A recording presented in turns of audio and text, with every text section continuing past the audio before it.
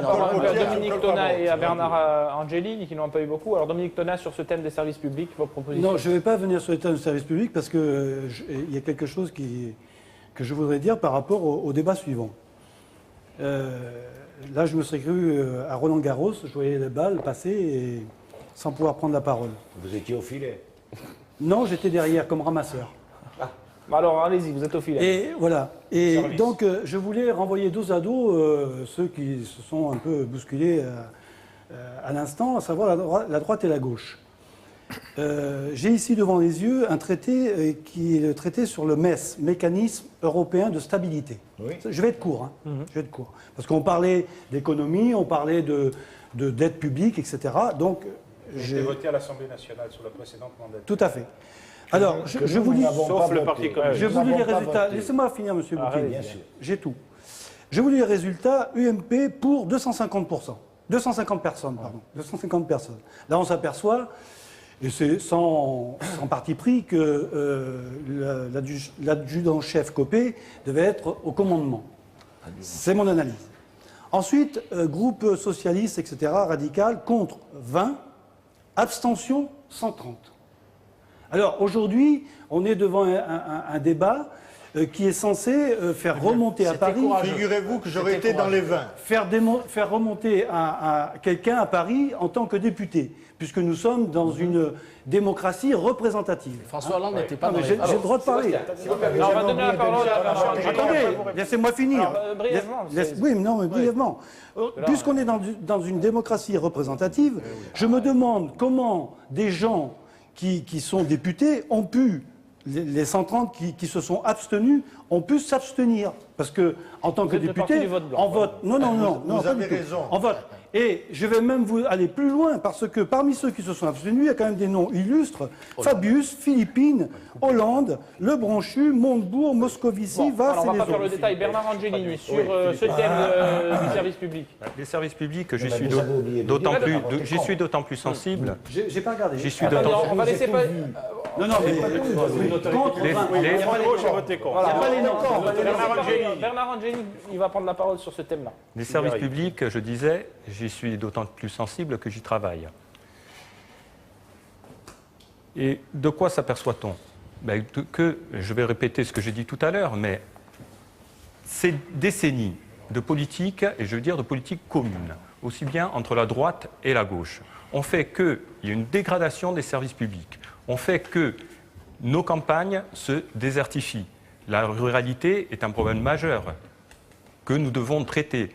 Les campagnes se désertifient, les services publics se ferment les uns après les autres. Donc les villages se meurent.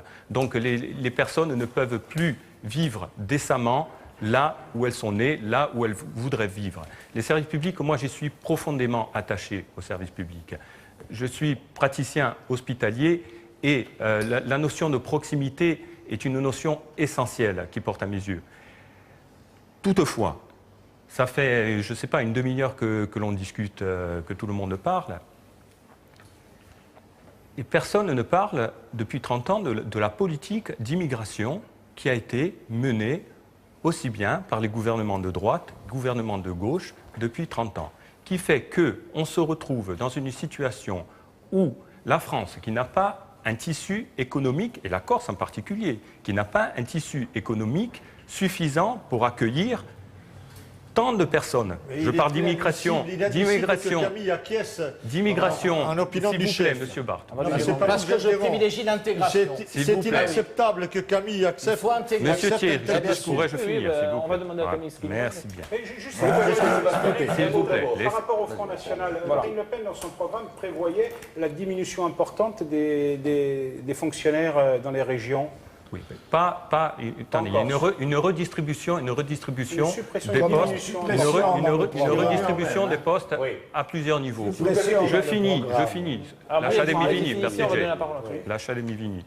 Donc je disais qu'on ne parle pas de la politique de l'immigration qui est menée depuis 30 ans, aussi bien par la gauche que par la droite, et qui fait que nous n'avons pas la capacité et le tissu économique pour accueillir un flux d'immigration légale, et là je ne parle pas d'immigration illégale, les portes, les vannes sont totalement ouvertes et ce n'est pas rendre service à ces populations dans le besoin de les accueillir ici et de ne pouvoir les accueillir comme il faut. Donc nous devons mettre fin à cette politique. Sébastien, là. si vous me permettez. Là, vous avez bien... Non, là-dessus, il faut qu'on soit clair. Déjà d'un petit mot, comme ça on clôt le débat et on avance plus résolument dans la voie du projet. Depuis 30 ou 40 ans, on l'a dit, il y a une crise politique profonde, multiforme, ancienne, avec des séquelles et des conséquences graves sur des dizaines de milliers de gens depuis très longtemps. Aujourd'hui, on atteint des sommets dans la paupérisation, dans les difficultés de tous ordres. On en a cité quelques-unes. Depuis 30 ou 40 ans aussi, des gens se battent et refusent la manière dont se déroulent les choses.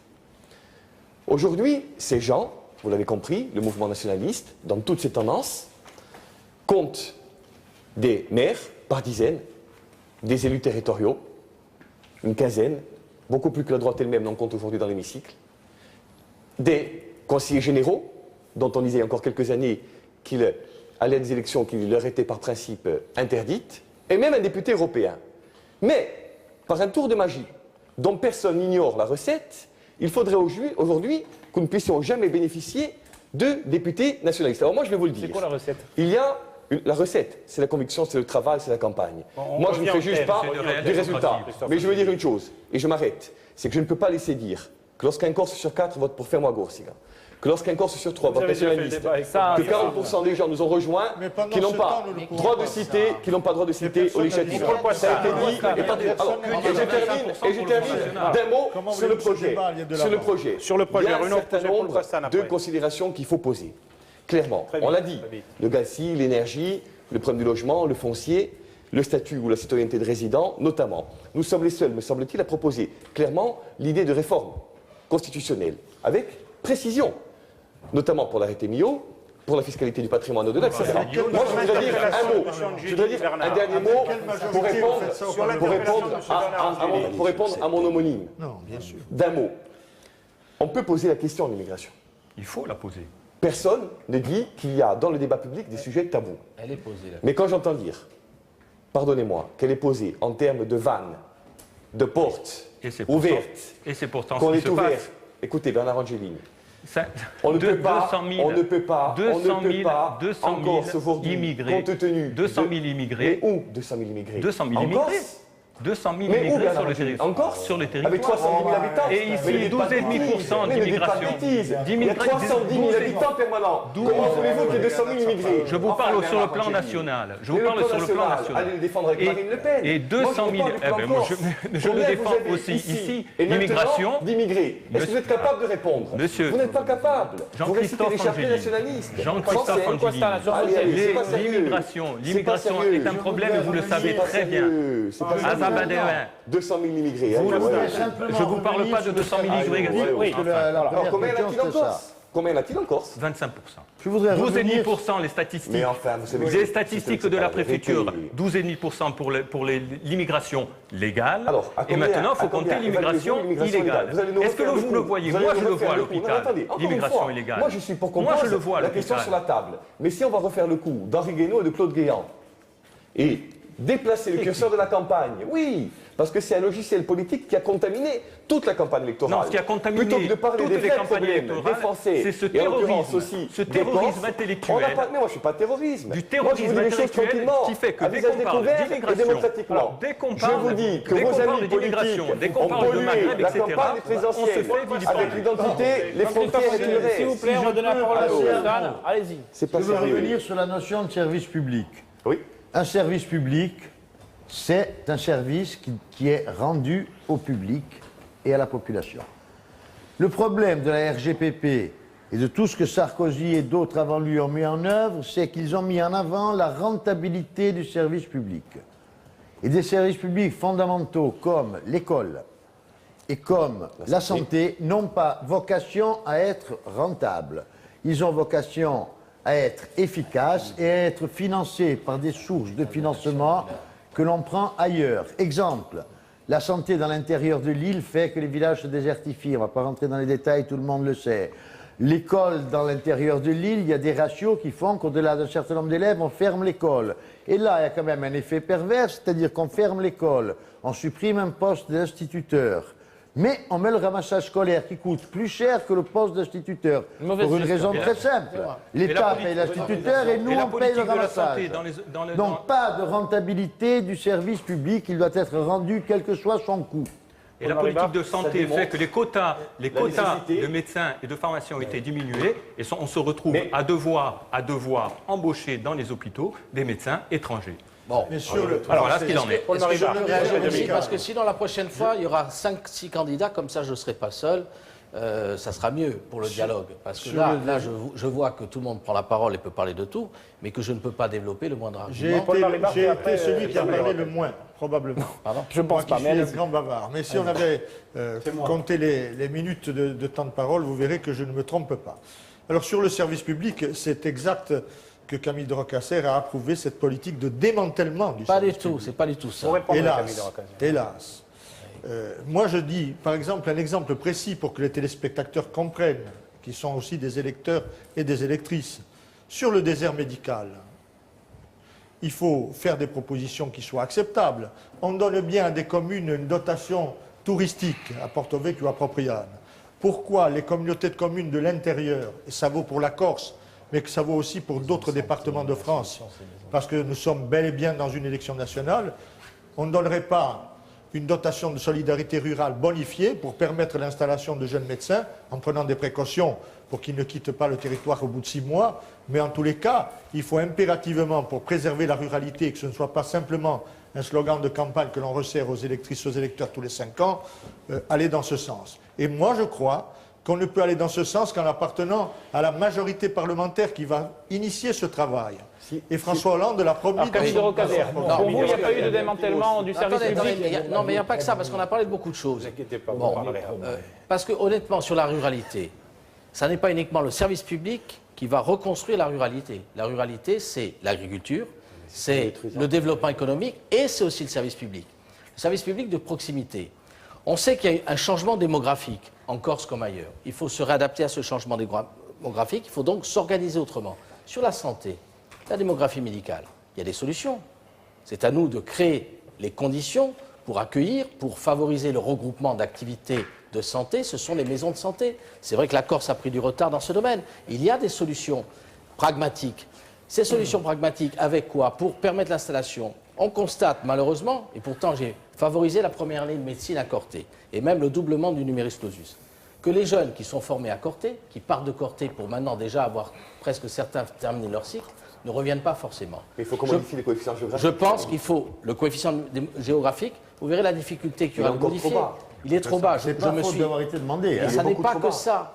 La question n'est pas que là. Je pense qu'il va falloir aller plus loin dans la ruralité, que ce soit en Corse ou ailleurs, pour l'implantation, pour favoriser l'installation. Ce sont des mesures fiscales d'incitation. Je ne crois pas aux mesures coercitives, je crois aux mesures fiscales fiscales par couple, par foyer fiscal. Parce qu'un médecin qui vient s'installer dans le rural, il a aussi une épouse. Il y a cette complexité de s'installer dans le rural. Nous devons nous organiser, mais nous avons tous une responsabilité. Les conseils généraux, la région, parce que nous avons de plus en plus des compétences qui sont les nôtres. Mettons-les en œuvre avec l'État pour arriver à regrouper. Je crois que d'abord c'est l'activité économique. Pour terminer sur la réforme constitutionnelle, moi je veux toutes les réformes de la Terre. Simplement je suis pragmatique. Une réforme constitutionnelle, demain, il faut une majorité qualifiée considérable des 3/5. Vous savez très bien la difficulté. Pourquoi, Jean-Christophe? Pourquoi? Mais moi, j'y suis prêt aussi. Je suis prêt à aller assez loin, croyez-moi. Ça va être un peu plus difficile. Par contre, en attendant d'avoir la réforme de toutes les réformes, c'est-à-dire le grand soir de la réforme constitutionnelle, qui n'arrivera peut-être pas parce qu'il n'y aura pas de majorité pour la mettre en œuvre. On peut avoir des réformes. On a parlé de ça. Eh bien, on peut avoir des mesures législatives. C'est ce que j'ai fait. C'est de proroger les outils que nous avons. C'est de créer des outils par la voie législative normale. Dominique Bouquet a demandé la parole. Allez-y. Je ne vais pas rentrer dans ce débat technique parce qu'il y a obligatoirement des fonds. Et le fond du débat, c'est le dogme européen approuvé généralement par les libéraux de la concurrence des territoires, de la compétitivité qui crée les conditions de privatisation et bien sûr d'attaque contre le service public. Camille m'excusera, mais je regrette. Dans la circonscription, par exemple, je ne parle pas de ce qui se passe en Corse, ce qu'a dit Paul Jean-Christophe ou ce qu'a dit Paul Marie, j'approuve généralement. Chez nous, là, à Figueres,